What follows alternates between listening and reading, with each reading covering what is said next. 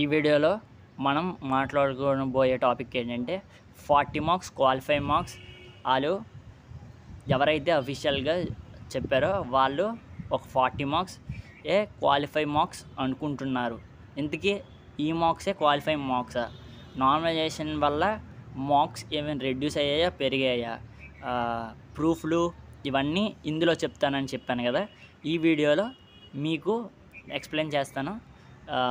అసలు ఏమైందంటే నార్మల్గా ఏవైతే 40 మార్క్స్ అఫీషియల్గా చెప్పారు ఆ 40 మార్క్స్ అఫీషియల్గా ఎలా వచ్చాయంటే మన నార్మలైజేషన్ ప్రకారం మనకు వచ్చే ఈ ఐపీ మీకు ముందు వీడియోలో ఐపీఈ మార్క్స్ ఎలా వచ్చాయి, ఆ మార్క్స్ ఎలా వస్తాయి అవన్నీ చెప్పాను కదా.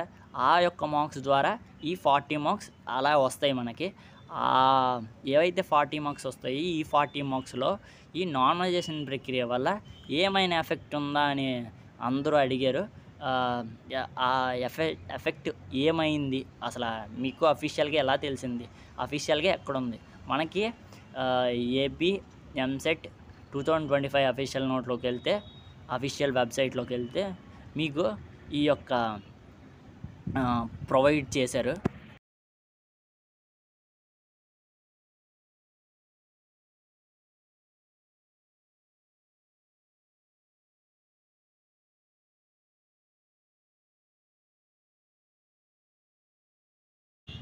ఈ విషయాలు మనం మాట్లాడుకోబోయే ముందు సబ్స్క్రైబ్ చేయండి ఎంసెట్ బడ్డీ యూట్యూబ్ ఛానల్. ఇది మన యూట్యూబ్ ఛానల్. దాన్ని మాట్లాడుకుందాం రండి. మనం చూసినట్టయితే మనకి ఏపీ ఎంసెట్ 2025 అఫీషియల్ వెబ్సైట్లోకి వెళ్ళగానే మనకి ఈ ప్రిలిమినరీకి వచ్చిన తరువాత మనకి కీ అబ్జెక్షన్ అనే ఒక ఆప్షన్ పాపప్ అవుద్ది. ఆ యొక్క కీ అబ్జెక్షన్ అనేది పాపప్ అవుద్ది కదా. ఆ కీ అబ్జెక్షన్ని మనం ట్యాప్ చేయగలిగితే ఇలాంటి ఒక ట్యాబ్లోకి వస్తుంది. ఈ యొక్క ట్యాబ్లో ఈ registration number and enter me hall ticket number, me mobile number, get details మీద మీరు ట్యాప్ చేయగలిగితే అది మీకు ఒక ఫామ్ ఇస్తుంది. ఆ ఫామ్ అంటే మనకి ఒక పేపర్ సబ్మిట్ చేస్తుంది. ఆ పేపర్ ఏంటంటే అనేది ఇది ఒక పీడిఎఫ్ ఇస్తుంది. ఏదైతే ఈ ఫామ్ చూసారో ఈ ఫామ్లో మీరు చూసినట్టయితే మనకి షిఫ్ట్ 1 షిఫ్ట్ 2 అనేది ఇందులో ఇచ్చాడు.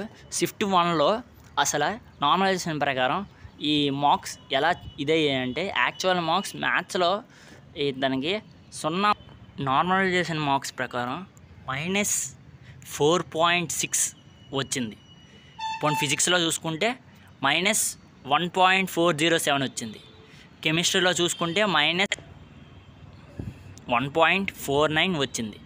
అలాగే టోటల్ మార్క్స్ 0 అయినా -7.9 మార్క్స్ వచ్చాయి.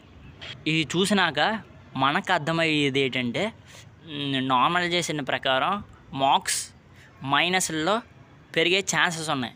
ఇంకో మార్క్స్ ప్రకారం చూసుకుంటే మ్యాథ్స్లో 8 మార్క్స్ వచ్చిన వాళ్ళకి 3 మార్క్స్ మైనస్ మార్క్స్ కింద అలా చూసినట్టయితే ఇంకా ఫిజిక్స్ అండ్ కెమిస్ట్రీలో చూసుకుంటే -1.62 వచ్చింది అండ్ 3.84 మైనస్ మార్క్స్ వచ్చాయి. టోటల్గా ఒక 16 మార్క్స్కే 385 అనే మార్క్స్ వచ్చాయి.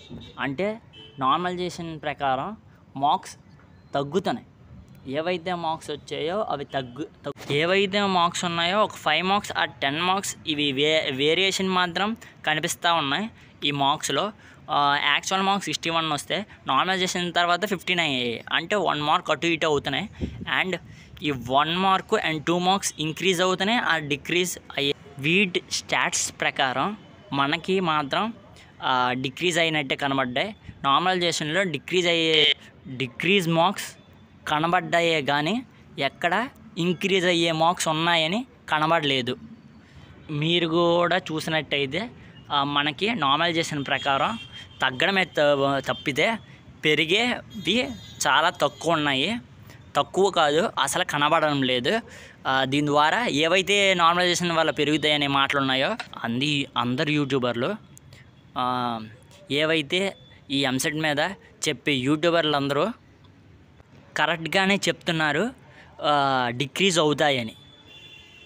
ఏవైతే ఇంక్రీజ్ అవుతున్నాయో అని అంటున్నారో అది మాత్రం జరగడం లేదు. ఓన్లీ డిక్రీజ్ మార్క్సే మనకు కనబడుతున్నాయి. ఇలాంటి న్యూస్ అప్డేట్ మీకు కూడా కావాలంటే మన ఛానల్కి సబ్స్క్రైబ్ చేయండి.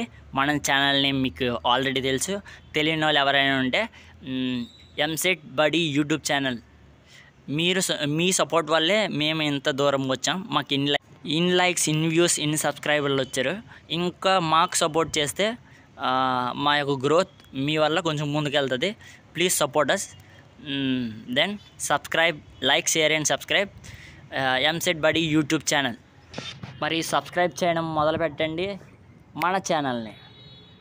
నెక్స్ట్ వీడియోలో మాట్లాడుకోబోదాం ఇలాంటి ఎంసెట్ అప్డేట్స్ గురించి. అండ్ అసలు ఏవైతే అప్డేట్స్ వస్తున్నాయో అవి నిజమా అబద్ధమా అని కూడా మాట్లాడుకుందాం ప్రతి వీడియోలో. సర్క్యులేషన్ అయ్యే వీడియోస్లో ఎంత నిజముంది, ఎంత అబద్ధాలు ఉన్నాయో కూడా మాట్లాడుకుందాం. మీరు నన్ను కామెంట్ చేయండి, ఫ్రీగా మీరు నాకు కామెంట్ చేయండి. ఎందుకంటే మీరు కామెంట్ చేసేబట్టే మన ఇన్ఫర్మేషన్ ఇంకా స్ట్రాంగ్ అవుతుంది.